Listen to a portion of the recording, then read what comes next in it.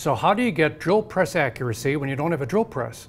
Or whatever you're planning on drilling is just too big for your drill press? Here's a shop tip from Wood Magazine.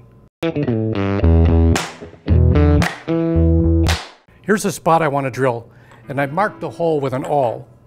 And normally, I would start the bit in there and see if I can sight down this way or that way, but to be honest, the holes are never straight.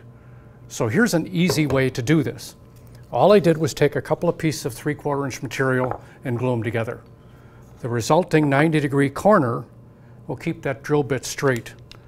So I'll start the bit in that hole,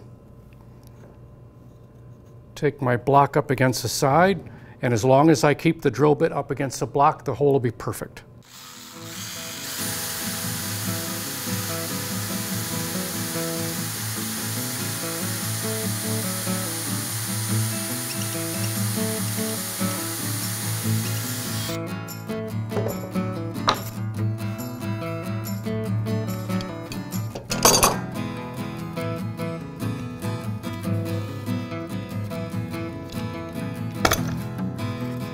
And there we go, a hole here and a perfect through hole, and that hole is straight. It's a great little tip.